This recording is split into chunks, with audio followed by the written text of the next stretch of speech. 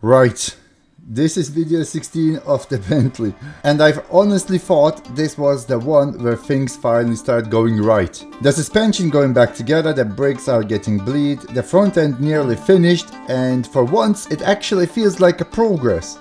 But then the Bentley does what the Bentley do. What should be a final steps turn into another full day of problem solving, stripped bolts, missing parts, and a front bumper that just doesn't sit right. By the end of this video, I'm seriously questioning whether buying this Bentley was a huge mistake. So let's get into it. Okay, so where do we start now? So in the previous video you've seen that I was trying to fit the bumper back into place, but the wing, or the fender if you're American, needs to be now removed, just because I'm not too sure if you can see, but there's like a metal bracket that is actually on angle, so that needs to be taken off and fixed properly. Also, I installed the air ducting for the AC radiator, and the radiator is now for the oil cooler or for the gearbox. I'm not too sure what those radiators actually do. Is not in a correct position because the air ducting doesn't let them to push it in. So now the bumper sits on angle. So what I need to do, I need to remove one of the radiators, move it right in the center in the middle, and just keep one radiator, because I'm not gonna use this car as a track car. This is gonna be my normal daily car.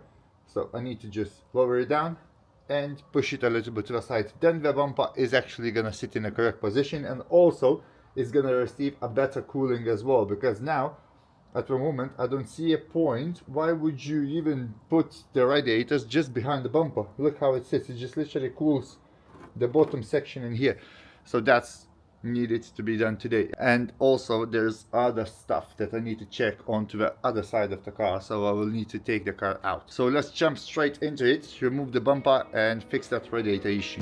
Bumper off again. Straight away I'm back on aftermarket coolers. First thing I need to do, unbolt them so I can relocate them in a better position. While I'm removing them, I honestly expect them to be full of oil, but they're completely empty, which is strange because I'm pretty sure they're not supposed to be empty. In the end, I decided to refit just one of them in a position I actually want, right next to the power steering cooler radiator, which realistically is probably the best place to cool empty coolers. Right, so I actually fitted back oil cooler in a position. The only question I got to myself is why it doesn't have any oil. It doesn't have any gearbox oil, or it doesn't have any engine oil. The levels of the engine oil is perfectly fine. The levels of the gearbox is perfectly fine as well. One thinking is happening when the gearbox is overheating, then it sends the oil to the oil cooler and then it's when filled up.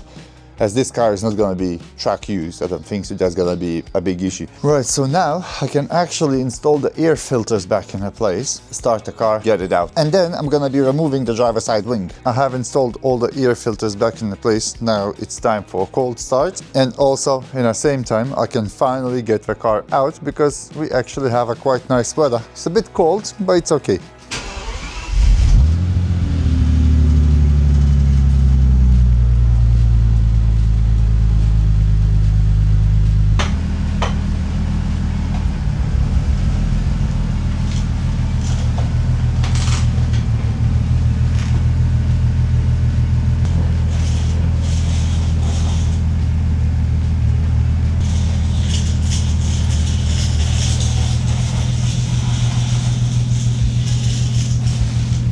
I actually realized that I haven't driven this car for such a long time that I cannot even remember how it actually feels. So I think it's actually a good time to take a little spin around the block.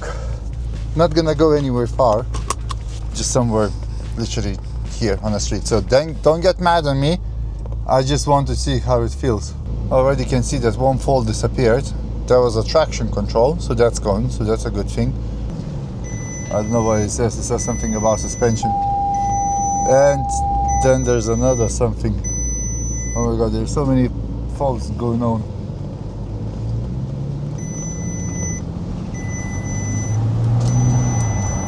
Oh, that feels so good.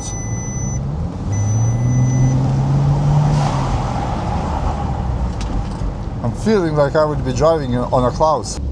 So it feels so good, so comfortable that I'm actually a bit scared because it feels way too good. The engine is actually misfiring so badly. It feels like it's working on a few cylinders. Look even at this. This hose moves just by itself. So I'm not too sure if that's very good. I have no idea what's going on with this engine, honestly. I need to read the codes and actually see what's going on. It actually doesn't sound very healthy, but what I'm thinking, it could be because of that one MAF sensor which is not working. I'm really hoping that that's going to be only the issue, that it's going to be this MAF sensor.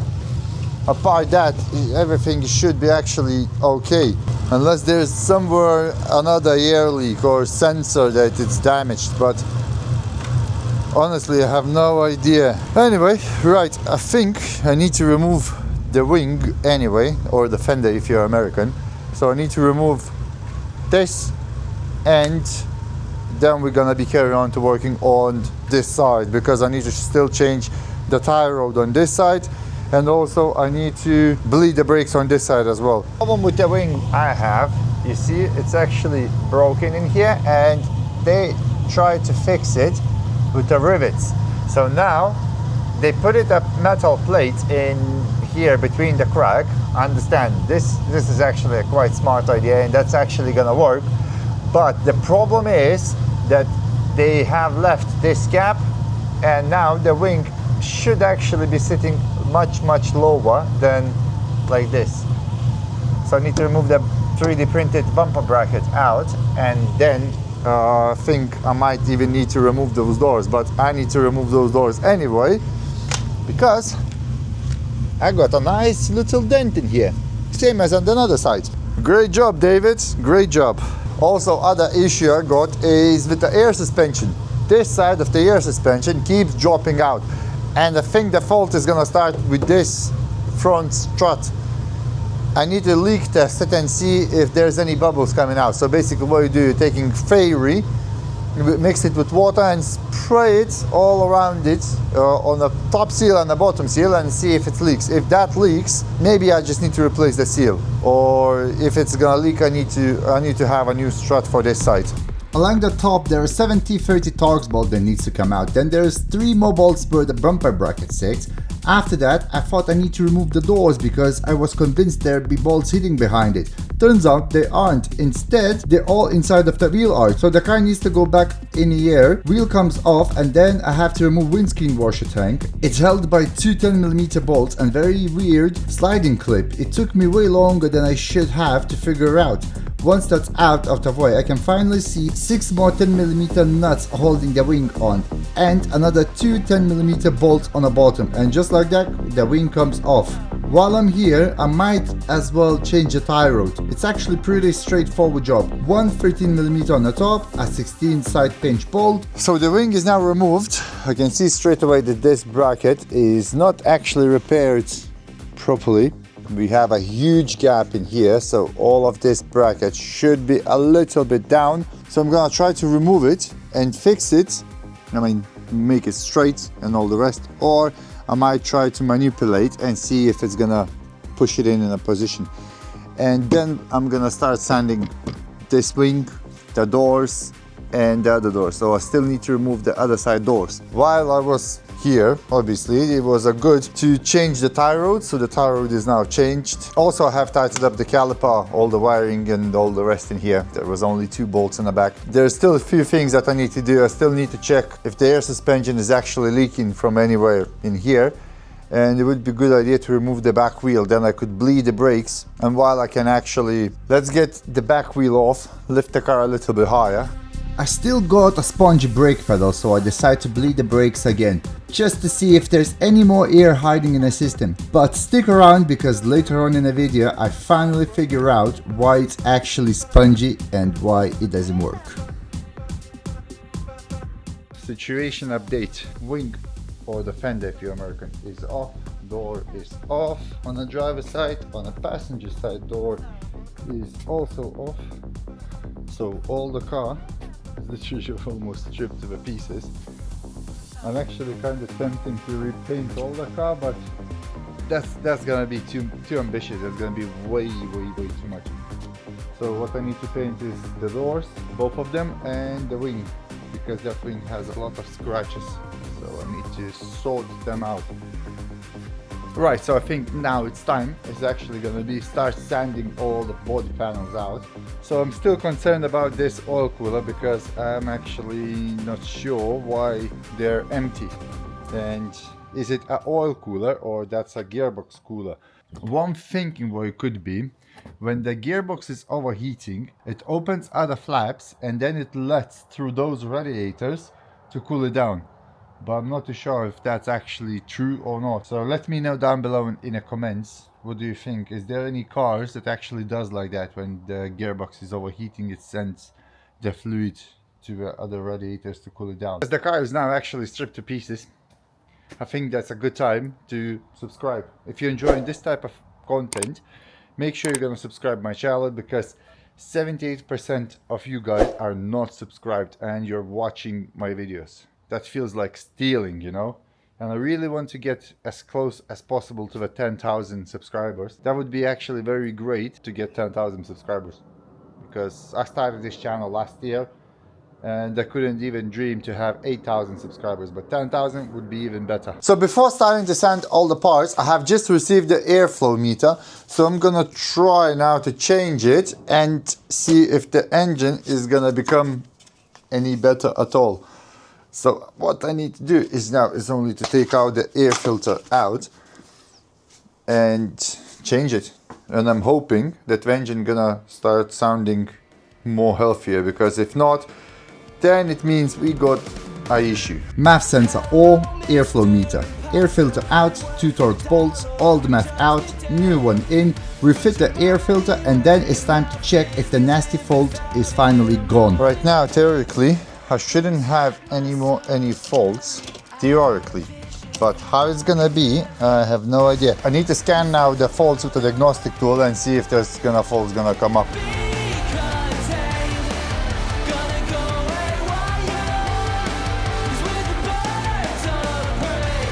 So we got around 16 faults on the engine control module 1. And a lot of those faults is actually because I've been plugging and unplugging a lot of stuff and I haven't done a normal fault erase. So I'm gonna erase them now and see what kind of the fault is gonna appear again. And afterwards gonna try to start the car and let it run for a few minutes and then scan it again. If we're gonna have any more faults on the engine control module after starting the car, that means we got a kind of big problem. So after erasing the faults, I still got engine control module 1. I got 2 faults, but I do not have any faults on the engine control module 2. So that means that airflow meter is actually working. And well, obviously it's gonna be working because it's a brand new. Well, but sometimes what happens, it doesn't work. You know, faulty things. So engine control module 2, let's read the faults and check what it's gonna say. Ambient air temperature sensor circuit, range performance, no signal communication. One of the faults is for the ambient temperature sensor. I can try and start the car and see what kind of fault is gonna appear again.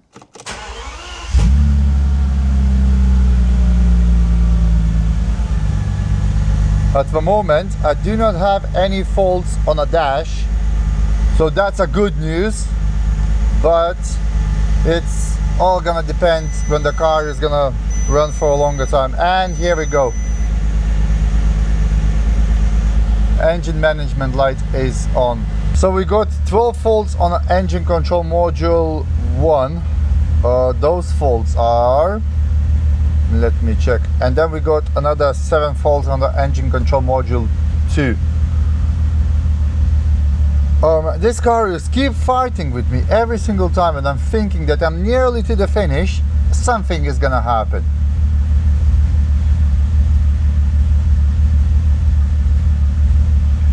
Right, turbo supercharger wastegate solenoid, evaporator emission evap canister purge regulation valve, thermostat heater control circuit, B camshaft position actuator, A camshaft position actuator, turbo supercharger recirculation valve, exhaust door valve, turbocharger supercharge boost control, engine mount valve, short circuit to the ground. Right, so we got quite a lot of faults on the engine control module 1.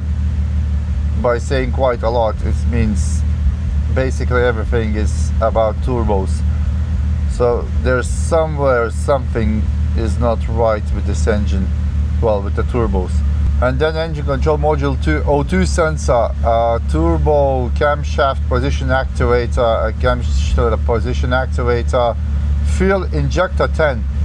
That I can change because I got a lot of injectors.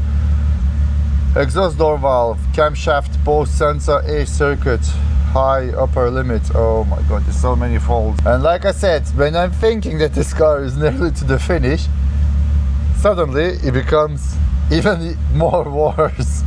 Like somebody said in the beginning of this journey with the Bentley, he said, oh mate, you're opening the can full of worms. That's what it is. This is the can full of worms. I think now is the best idea to leave all the sanding and everything for the following video or for any other videos, because this is more important, to be honest. The car has to run properly before we're doing any other work. Also, I don't know why, but it started to smoke. I hope it's not a fire or something. But it doesn't smell bad, but it just started to smoke. This car actually gives me a headache, seriously. So what I'm gonna try to do now, I'm gonna start removing the intake manifold. I'm gonna change that one injector on a cylinder 10, and we're gonna probably start from there. From the lowest point is gonna be the injector, from the things that you actually know. Because any other faults, let's say for example turbo supercharger wastegate solenoid A low, lower limit not reached, so that either way is a solenoid itself is open stuck and doesn't give me a boost, or it could be a faulty wiring. Also it could be vacuum leaks and all other million stuff on this car. Oh my god, I wish there would be more space to work around this car. I mean in the engine bay, because there's no space at all. I need to stop being negative and start being positive, because I got most of the parts here by my hand from the old engine. Hopefully those parts are actually from the old engine is good. So I'm just gonna start working from here. I honestly don't know how many times I've removed the intake manifold, and I don't know how many more times I'll probably have to remove it again.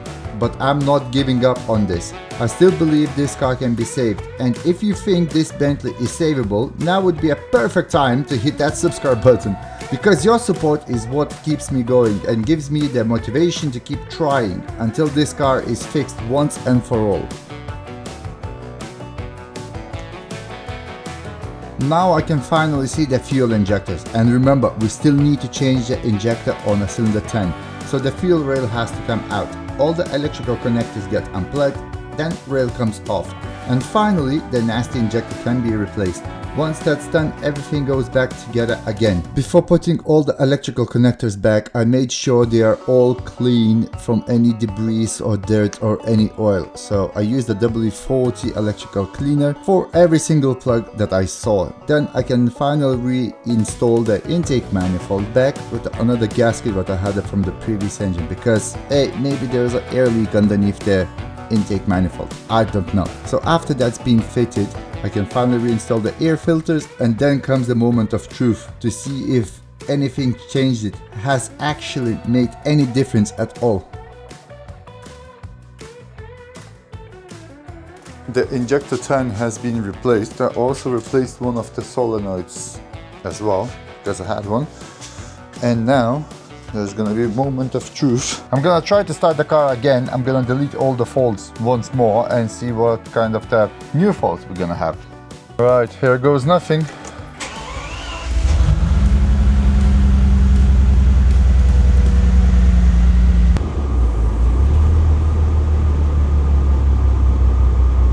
Actually, it runs much smoother. Hold on. Ignition on, engine off. Right, let's delete all the faults, because it actually sounds much better after changing the injector. Obviously, the one cylinder doesn't work, why the car should be working properly. So I'm gonna try to read the codes again, delete it, and see what's gonna come up again. All the faults been deleted. Let's try to start again and read the codes.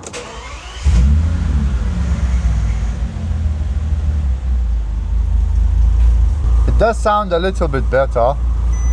It doesn't misfire or jump around, but I still got fuel injector cylinder turn open circuit, but the car doesn't misfire. What in the world is going on? It actually sounds much better and less vibration now in a car, but I'm still getting the fault saying cylinder turn.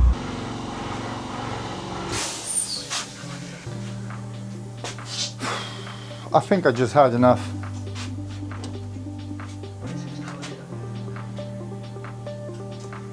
I don't know if I need to say anything, but once again the car set on fire. And this time it was quite serious because I had to use extinguisher. And I was thinking that I filmed it, but it actually didn't. I don't know what's going on. It's actually set on fire, so I'm risking it. I'm risking it all. I started again. And I need to figure out what the heck is going on here. I honestly have no idea what's going on. Car sounds fine. It does misfire a little bit and behaves, but it just set on fire. It was on fire and now nothing. Right, I think I found the reason what's actually happened. So when I was filling the brake fluid, I think I had overflow, and some of that overflow went onto the catalytic converter, and when it heated up it set on fire. I don't see any other thing that could happen because, well, the car starts. It does misfire a bit, it does behave, but it's normal. It's literally like it was before. From one side, I'm actually glad that I don't have a wing or the fender in here because I could actually see it. And the funny thing is, I grabbed the camera to film it before the disaster struck, and I didn't press record. I never thought I would be doing this, but I need to clean all the fire extinguisher dust from all the engine bay and from the rest of the car. It's absolutely everywhere. Okay. Let's try this again. One more time. So, what are we dealing with? Now I got... I'm panicking now. I'm actually panicking that the car is on fire now, on all the time. I nearly set on fire all my effort and all my project. It nearly actually burned. Let's double check. Okay, no flames in here. No flames in here. Good. Let's try to carry on. And I still got fuel injector cylinder tail open circuit lower limit not reached. I honestly have exactly same faults that I had before. So that's gonna be something to do with the wiring, because I haven't...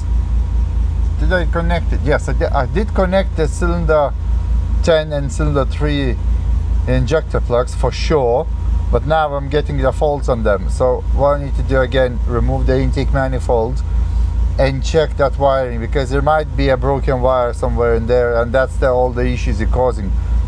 And I do not want to be very predictable, but most of the faults looks like they are from vacuums. So the question is, does the car receive the correct vacuum? Because I got one of the faults, evap, and that's canister purge regulator, and that canister is behind the wheel on left side. I have just found the issue that is causing this engine not to work. Once again, a vacuum leaks, but this time that's one. It's been breaked off on the edge, and the second one is set on fire. So what I'm thinking happened when the evap actually got hit, probably the fumes set on fire, I don't know, but that vacuum leak is actually quite a big problem now because it's underneath the engine. And to fix it properly, I need to remove the engine. That's not fun at all. That's actually not fun at all. And if I want to fix those vacuum leaks, I actually need to remove the engine.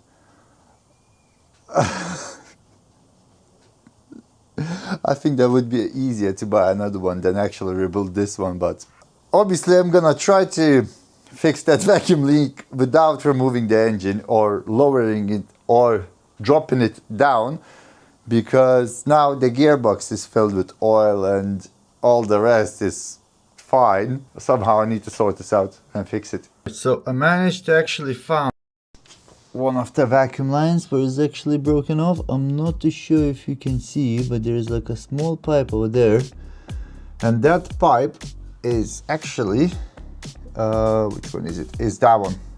So that goes into the turbo's actuator. So that's why I got a fault on a turbo, because this pipe is actually snapped and the other pipe is actually set on fire. So it's all melted and burned, but I haven't found it yet where it actually goes. Not even sure how to fix this and how to get the pipe over there, because I cannot even reach it. For the designer who designed the Bentley's vacuums, you should be fired.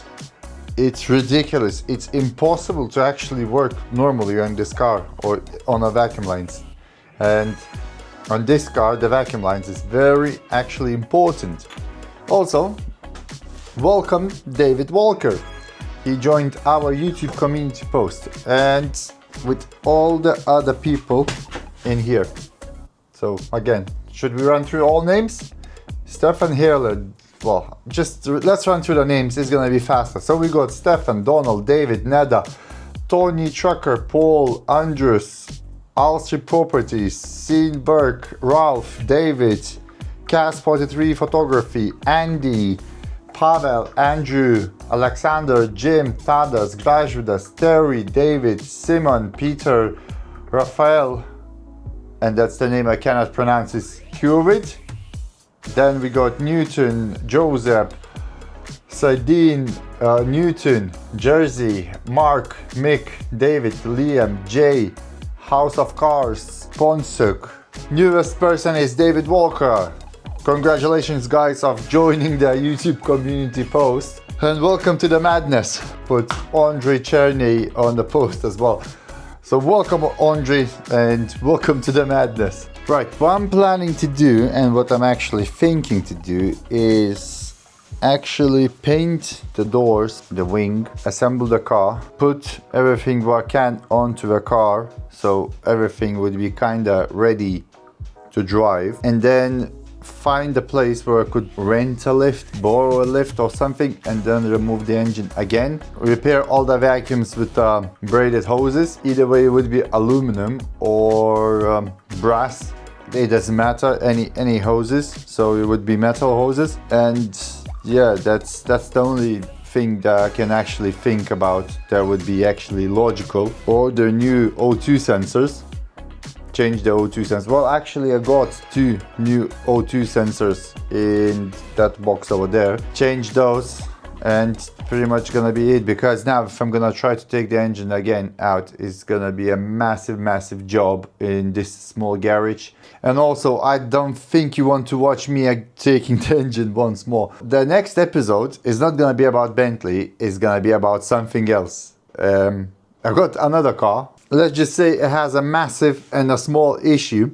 There is only one small part that I need to replace, but to replace that part I need to basically dismantle all the front of the car. So that car have been on this channel a long time ago, so you're gonna see that on the next video on Saturday. And for the Bentley's video, I think there's gonna be scheduled for the following week or maybe for the next week. Right, with that terrible disappointment that the car didn't burn, it's time to end today's video. Thank you so much for watching this video. If you enjoyed it, click the subscribe. If you want to say something, just drop a comment. And don't forget to like and share with your friends, because this is a proper nightmare.